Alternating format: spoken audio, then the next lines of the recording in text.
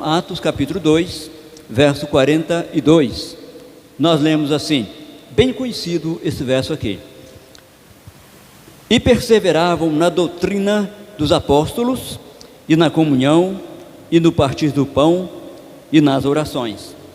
E perseveravam na doutrina dos apóstolos, e na comunhão, e no partir do pão, e nas orações.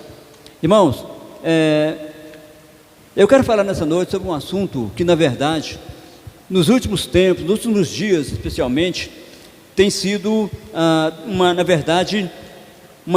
tem sido um destaque, especialmente entre os evangélicos, a respeito do assunto sobre avivamento.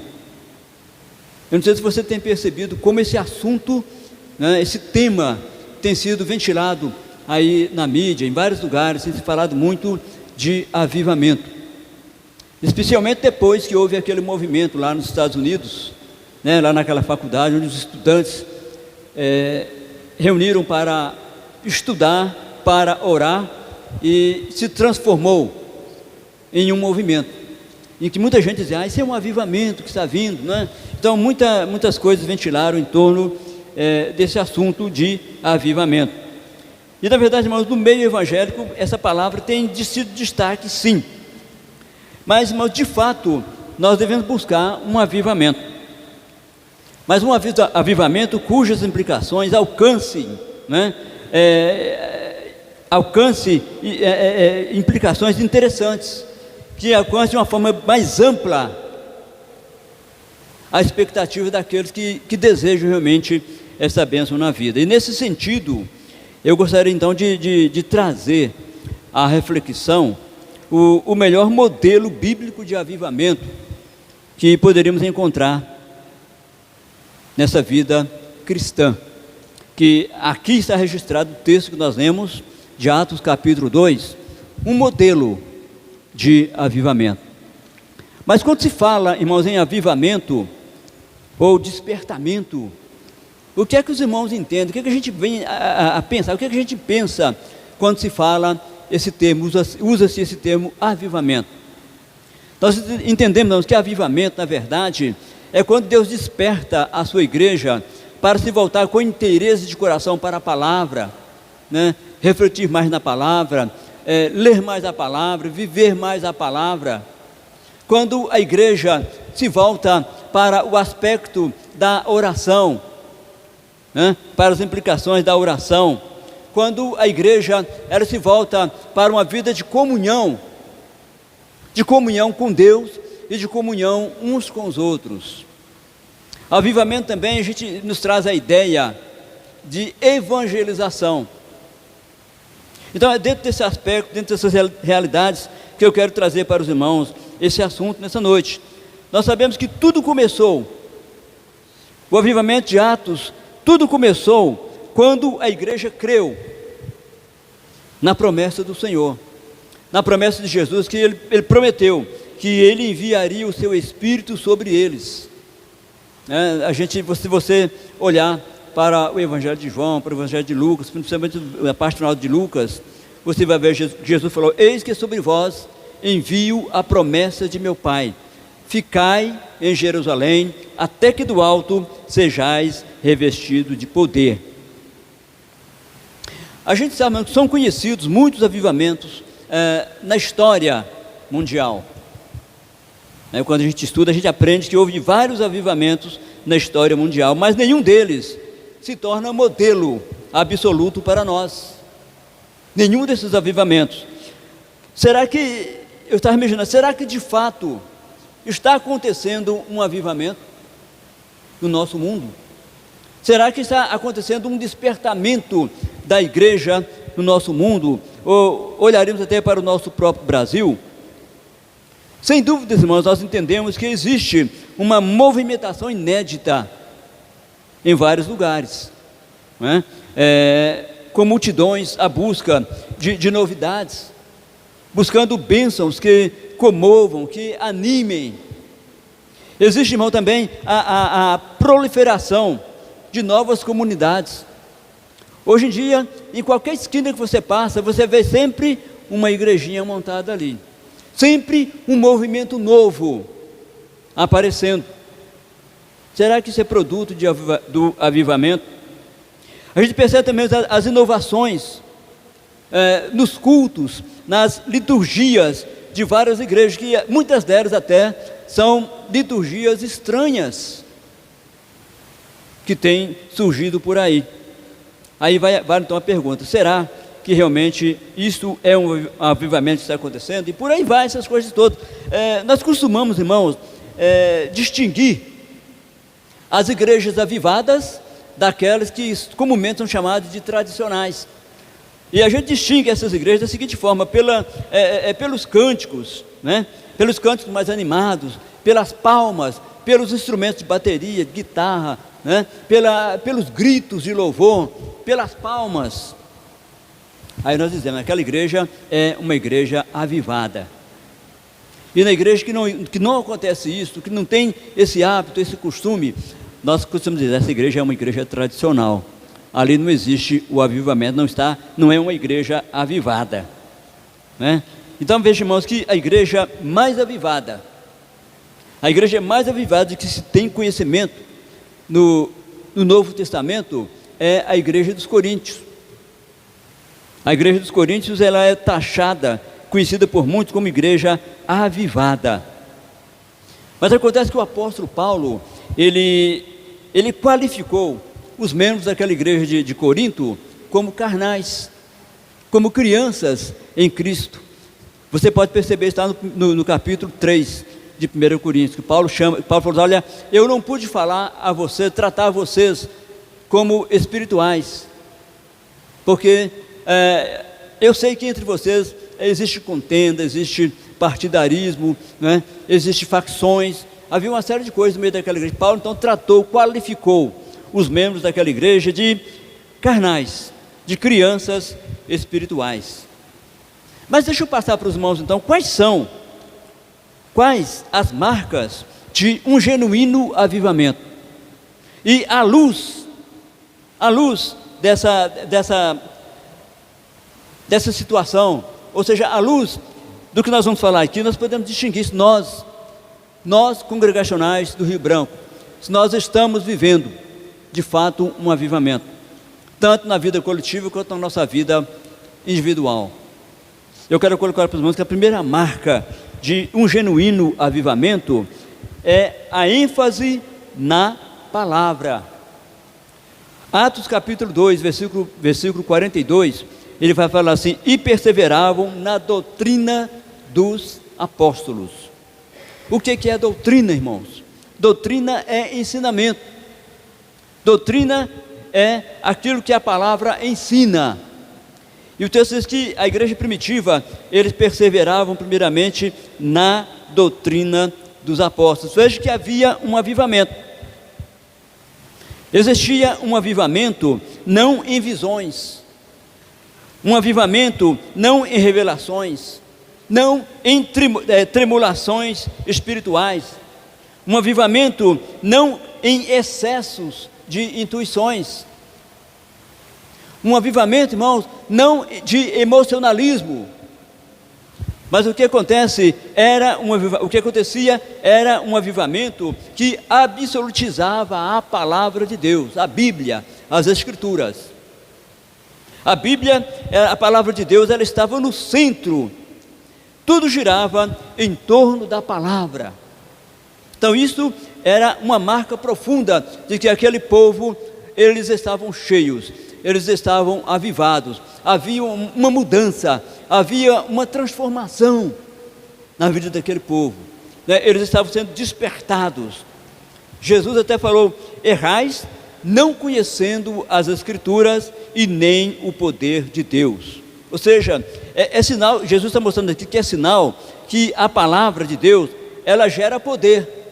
Errais não conhecendo as Escrituras e nem o poder de Deus. Então a palavra, ela gera poder na vida de um povo, na vida de uma igreja no caso. Então nenhum genuíno avivamento, irmãos, ele o é, se existir, se ele estiver, essa pessoa estiver, ou se ele existe de forma independente. ou se ele dispensar a centralização das Escrituras. Então, isto não é avivamento. Onde não existe a centralização da Bíblia, da palavra de Deus, então não existe também avivamento. Aquilo é simplesmente um movimento. É somente um movimento que vai passar. É um fogo de palha que vai passar logo. Então, o verdadeiro avivamento, ele na verdade, ele tem essa característica, né? Ele é centralizado na palavra de Deus. A gente lembra, irmãos, o avivamento do dia dos reis Josias. Eu gostaria de ler para os irmãos aqui um texto muito interessante, que eu estava lendo em cima disso, 2 Reis, capítulo 22, versículo 11, até o versículo 13, são poucos versículos, dá tempo da gente ler tranquilo aqui. 2 Reis, capítulo 22, do verso 11 até o versículo 13, você vai perceber que houve um avivamento, que houve um despertamento, a partir da centralização da palavra de Deus. A palavra de Deus era o livro da lei, no caso aqui, né, até então, era o centro das atenções daquele povo. Veja o que o rei, ele fala aqui, 2 Reis, capítulo 22, versículo 11 ao 13, ele fala assim: sucedeu, pois, que ouvindo o rei as palavras do livro da lei, rasgou as suas vestes, e o rei mandou a Ilquia, o sacerdote, e a Aicão, filho de Safã, e a Acbor, filho de Micaías, e a Safã, o escrivão, e a Asaías, o servo do rei, dizendo, olha o que ele diz: ide e consultai ao Senhor por mim, e pelo povo, e por todo o Judá, acerca das palavras deste livro que se achou, porque grande é o furor do Senhor, que se acendeu contra nós, porquanto nossos pais não deram ouvidos às palavras deste livro, para fazerem conforme tudo quanto de nós nele está escrito. Irmãos, o livro da lei, que hoje podemos dizer que seria a palavra, esse livro da lei, ele estava desaparecido, estava perdido. E esse livro foi achado no templo. Depois de muito tempo, depois de muitos anos, esse livro da lei, ele foi achado. Eram os mandamentos do Senhor, eram os preceitos do Senhor que ali estavam. E o povo não guardando aquilo, o povo tendo esquecido de tudo aquilo, desprezado aquele livro, o povo passou a pecar, o povo passou a andar errado, a andar errante, pela falta da centralização daquele livro de Deus na vida deles. Aí nós percebemos que quando eles acharam o livro da lei, a gente percebe que o que aconteceu, o rei Josias, ele ficou abalado com a leitura daquele livro de Deus, achado lá no templo. E a partir daí, uma obra de restauração nacional, começou a acontecer lá em Judá, na nação. O resultado foi então que houve um retorno da nação, a busca, né, da obediência à palavra de Deus. Isso é o quê? Isto é avivamento, isto é despertamento, que infelizmente muitos de nós temos esquecido. O livro de Deus. Errais, não conhecendo as Escrituras e nem o poder de Deus. Então essa é a primeira marca de um genuíno avivamento, a ênfase à palavra de Deus. A Bíblia, ela não pode ser esquecida em momento algum na vida de ninguém. Mas uma segunda marca, uma outra marca de um avivamento genuíno, é o exercício da oração. Sei o que diz lá, Atos 2:42, e perseveravam na doutrina dos apóstolos, na comunhão, no partir do pão, e no final fala, e nas orações. Veja, irmãos, que entre os atos a que eles eram assíduos, aqui nos vamos falar que eles perseveravam em quê? Na oração. A oração deles não era só hoje, e depois ia orar só na semana que vem. Quinta-feira tem culto de oração na igreja, e nós vamos à igreja para orar quinta-feira. Não era isso. Eles eram perseverantes na oração, né? Em Atos 2,42 nos mostra essa realidade aqui. Veja bem, irmãos, reflexão teológica, né? Ela não traz, ou seja, reflexão teológica sobre a palavra, ela não produz avivamento. Eu posso estar discorrendo aqui sobre o avivamento com os irmãos, de uma forma bem ampla com os irmãos, mas isso não vai gerar avivamento na vida de ninguém, muito menos na vida de uma comunidade, de uma igreja, de jeito nenhum. Ou seja, avivamento passa pelo exercício da oração perseverante, mas também da oração apaixonada, não uma oração evasiva, não uma oração daquela que se jogar uma pedra cai, parece um pássaro, está voando, mas de uma oração perseverante, uma oração agonizante diante do Senhor, com desejo de encontrar o Senhor. O avivamento passa exatamente por aí. Quando o Espírito Santo veio encher a igreja no dia de Pentecostes, como foi que a igreja foi encontrada? Ela foi encontrada em oração. Eles estavam orando. Eu não vou ler, vou citar apenas o texto. Atos capítulo 1, verso 12 até o verso 14 e o versículo 21 vão nos mostrar ali que quando o Espírito Santo veio sobre eles, os encontrou orando. Eles estavam falando com Deus. Como que Deus vai encher alguém do Espírito Santo se esse tal não ora, se esse tal não está buscando ao Senhor? É a mesma coisa de dizer, irmãos, que Deus não chama alguém para o seu serviço, para o ministério, se ele não está trabalhando também na obra do Senhor. Seria apenas uma ilusão. Mas nós percebemos, irmãos, que o verdadeiro e genuíno avivamento, ele traz a marca de uma vida abundantemente cheia da oração. Nós temos história, temos relatos de homens no passado que oravam a Deus, que oravam com insistência diante do Senhor, que buscavam a Deus com o coração realmente desejoso de encontrar ao Senhor. Eu fico imaginando que muitas vezes nós estamos interessados na cura do nosso corpo físico, e não é pecado isso não, viu, irmãos? Você chegar aqui e pedir a unção com óleo, a gente faz, unge com óleo, Deus cura sim, Ele faz maravilhas sim, mas muitas vezes nós temos desejado mais, preocupado mais com o nosso corpo físico, e esquecemos do nosso corpo espiritual. Esquecemos que precisamos buscar a graça do Senhor, de buscar o poder do Espírito Santo, para sermos testemunhas autênticas, testemunhas verdadeiras da palavra de Deus. Então é necessário, às vezes, esquecer de nós mesmos, da nossa necessidade física às vezes, mas para buscar o Senhor. Isso compensa e vale a pena quando a gente faz dessa forma e busca a presença do nosso Deus. Então, a oração, ou seja, a outra marca de um genuíno avivamento é o exercício da oração.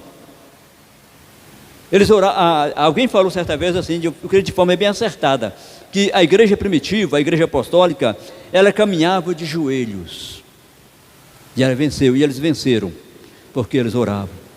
Eles tinham condições de resistir o diabo, a carne, o mundo, e qualquer oposição que viesse sobre a vida deles, porque eles oravam. Eram homens e mulheres de oração, que estavam sempre aos pés do Senhor. Mas uma igreja que ora, uma igreja que busca a Deus, é uma igreja vitoriosa. É uma igreja vitoriosa. É um povo que tem o que contar, porque ora diante do Senhor. Mas a terceira marca de um genuíno avivamento é o exercício da comunhão. Olha, esse avivamento de Atos, esse avivamento que se baseia na palavra e que é regado de oração, ele espalha-se a nível relacional. Se eu busco a Deus, se eu dou ênfase à palavra de Deus, se a igreja dá ênfase à palavra do Senhor, pratica o exercício da oração, essa igreja pode ter uma vida de comunhão. A palavra comunhão significa koinonia, cooperação. Ou seja, é um cooperando com o outro, eu me entrelaçando com o outro irmão, com a irmã, vivendo a vida, ou seja, sentindo o seu sentimento, as suas angústias, sentindo as suas alegrias, cooperando um com o outro. Isto é comunhão. Irmãos, há 3 tipos de comunhão que eu estava examinando, e esses 3 tipos de comunhão que havia entre eles lá, em Atos. Eu gostaria de falar rapidamente sobre esses 3 tipos de comunhão que havia. Primeiro, era a comunhão sacramental. Isso é muito fácil de a gente descobrir nesse texto de Atos dos Apóstolos, a chamada comunhão sacramental, ou seja, o partir do pão, o estar juntos mediante o culto, né? Estar juntos diante de Deus e juntos um com os outros. Isso é comunhão. Ajuntamento meramente, ou seja, junção, nunca é comunhão. Nós podemos estar aqui nesse amontoado que estamos, e mesmo assim ainda não temos comunhão um com o outro. Mas a comunhão deles girava não apenas em torno de um com o outro, a comunhão deles girava em torno do Senhor também. Se eu tenho comunhão com a palavra, se eu tenho comunhão com a oração, se eu tenho comunhão com o Senhor, eu vou ter comunhão com os irmãos. Nós teremos comunhão uns com os outros, não é? Então, esse é o primeiro tipo de comunhão, comunhão sacramental havia entre eles. Havia entre eles também, irmãos, a chamada comunhão relacional. Ou seja, havia cooperativismo entre eles, né? O que define no sentido mais amplo da palavra, comunhão. Eu já até adiantei, comunhão é cooperação. Então, mas havia essa relação de um com o outro. Eles comunicavam um com o outro, havia comunicação. Ninguém ficava de barriga vazia, vamos dizer assim, entre eles, porque eles se relacionavam. E muitas vezes entre nós acontece isso, eu estou me incluindo, entre nós acontece isso, acaba o culto, irmãos, tchau.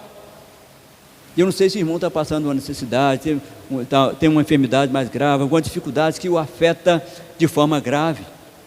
Então nós precisamos ter essa comunhão de chegar, abraçar, orar com o irmão, chorar com o irmão e viver com o irmão. Mas havia também a chamada comunhão social. Ou seja, as pessoas repartiam o que possuíam, dispostas a se ajudarem mutuamente, dispensando as ostentações, dispensando as aparências, né? Lá no capítulo 4, verso 33 e 34, diz que eles vendiam tudo quanto eles possuíam, e à medida que alguém tivesse necessidade, eles distribuíam entre eles. Isto é comunhão social. Eles se socializavam entre si. E a igreja hoje, nós como igreja do Senhor, nós precisamos dessa realidade em nossa vida também. É assim que Deus vai agir em nosso coração. Mas em quarto e último lugar, eu vou findar com esse ponto aqui. A quarta marca daquele avivamento se chama evangelização. Havia evangelização, que acontece como estilo de vida deles. A evangelização que eles faziam, irmãos, não é esse que nós fazemos hoje, muitas vezes não era assim, esse boca a boca, você sai para a rua, dá um folhetinho aqui, dá um folhetinho ali, não é? Isso eu gosto de dizer assim, que isso é como se tivesse, você pegar um balde d'água e jogar assim numa multidão, cada um vai pegar uma gotinha e não vai matar a sede da pessoa. Mas a evangelização deles na verdade, era o estilo de vida que eles tinham. O versículo 47, vale a pena a gente ler o verso 47 do capítulo 2 de Atos. O verso 47, ele vai nos falar aqui para os irmãos, Atos 2, versículo 47. Espera, eu estou em João, minha Bíblia voa a página aqui. 2,47 diz assim: louvando a Deus e caindo na graça de todo o povo, e todos os dias acrescentava o Senhor à igreja aqueles que se haviam de salvar. O que aconteceu aqui, irmãos?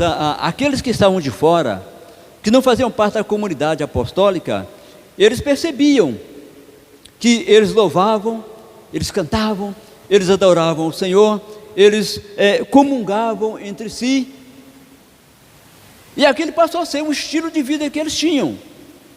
E essa realidade começou a contagiar os de fora. Aqueles que estavam lá fora estavam vendo aquilo. Perceba, os irmãos, que quem está lá fora está de olho em nós. Estão de olhos vidrados na igreja. Assim acontecia. Mas acontece o quê? Que quando eles viam o comportamento daquela gente, eles se aproximavam. Diz o texto aqui que dia após dia acrescentava o Senhor à igreja o número daqueles que se haviam de salvar. Seja louvando a Deus e caindo na graça de todo o povo, e todos os dias, eu repito, acrescentava o Senhor à igreja aqueles que se haviam de salvar. A gente percebe que não há aqui referência a grandes eventos, não há referências aqui, irmãos, de grandes cruzadas, como acontece em nossos dias. Não há referência a grandes ajuntamentos para promover a evangelização naqueles dias.